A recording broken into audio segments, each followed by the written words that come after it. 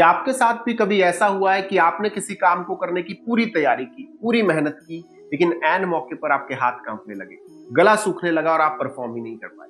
जानते हैं ऐसा क्यों होता है? ऐसा काम के डर की वजह से नहीं होता, बल्कि उस काम के रिजल्ट के बारे में सोचकर होता है कि अगर मैं फेल हो गया तो, अगर मैं मेडल नहीं ला पाया तो आज गीता जी के अध्याय 3 के श्लोक 19 में भगवान श्री कृष्ण ने परफॉर्मेंस एंजाइटी का एक परमानेंट सॉल्यूशन दिया है। तो अगर आप भी अपनी फील्ड के मास्टर बनना चाहते हैं तो इस श्लोक को हमेशा याद रखिएगा, जहां भगवान श्री कृष्ण अर्जुन से कह रहे हैं कि तस्माद असक्तः सततम कार्यम कर्म समाचर असक्तो हयाचरण कर्म परमापनोति पुरुषः। अर्थात भगवान श्री कृष्ण अर्जुन से कहते हैं कि हे मनुष्य, तू निरंतर किसी भी तरह के मोह से मुक्त होकर केवल और केवल अपने कर्तव्य को ठीक तरह से करता जा, क्योंकि जो इंसान बिना किसी मोह के अपने काम को करता है, केवल वही व्यक्ति ईश्वर को और हर असली सफलता को पा सकता है। लेकिन ध्यान रहे दोस्तों कि भगवान श्री कृष्ण यहाँ पर ये नहीं कह रहे कि आप अपना सारा काम छोड़ दो।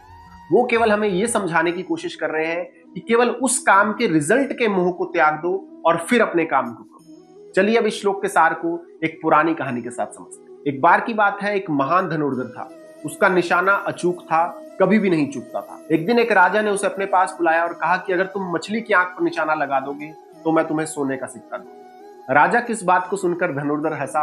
उसने तीर चलाया और तीर सीधा निशाने पर जा लगा। उसने सोने का सिक्का जीत लिया। फिर राजा ने कहा कि अगर तुम दोबारा निशाना लगा दोगे तो मैं तुम्हें हीरो का हार दूंगा। यह सुनकर उस धनुर्धर के मन में लालच आ गया और वो फिर से तैयार हुआ, तीर चलाया, लेकिन इस बार तीर निशाने से थोड़ा दूर लगा। तो राजा ने फिर से कहा कि चलो फिर से तुम्हें एक मौका देता हूं।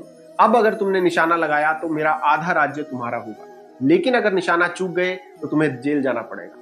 तो इस बार उस धनुर्धर को और ज्यादा लालच आ गया, लेकिन साथ में उसे डर भी लगने लगा। उसकी सांसें फूलने लगी। उसने तीर चलाया और तीर अपने निशाने से पूरी तरह से चूक गया।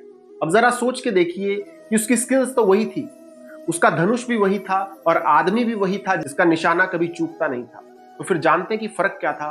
फर्क था बस अटैचमेंट का, क्योंकि जब तक उसका ध्यान सिर्फ टारगेट पे था वो जीतता रहा, लेकिन जैसे ही उसका ध्यान टारगेट की जगह इनाम पर आ गया कि सोना मिलेगा, राज्य मिलेगा, तो उसके अंदर डर आ गया और वो हार गया। और भगवान श्री कृष्ण हमें यही समझा रहे हैं कि क्या होगा, इस बात का बोझ अपने दिमाग से उतार दो, फिर देखो कि तुम कैसा जादू करते हो। तो दोस्तों, जब भी आप कोई भी काम सिर्फ ये सोचकर करते हो कि मेरा काम तो बस मेहनत करना है, रिजल्ट देना ईश्वर के हाथ में है, तो आपका दिमाग एकदम शांत हो जाता है और एक शांत दिमाग पूरी दुनिया जीतने की ताकत रखता है। अब आप कहेंगे कि ये सब सिर्फ सुनने में अच्छा लगता है, पर क्या असल जिंदगी में भी कोई एक ऐसा इंसान हुआ है जिसने राजकाज और बिजनेस करते हुए भी ऐसा सब किया हो?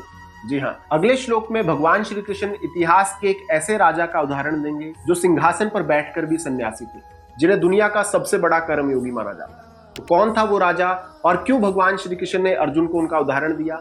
जानने के लिए अभी हमारे चैनल ज्ञान के श्वास को सब्सक्राइब कर लीजिए। और अगर इस वीडियो से आपको कोई भी सीख मिली हो तो वीडियो को लाइक और शेयर भी जरूर करें, ताकि औरों तक ये ज्ञान पहुंच सके। और कमेंट बॉक्स में जय श्री कृष्णा लिखकर अपनी हाजिरी जरूर बताएं। तो आज की वीडियो में इतना ही। अब जल्द मिलेंगे अगली वीडियो में गीता जी के तीसरे अध्याय के श्लोक 20 के साथ।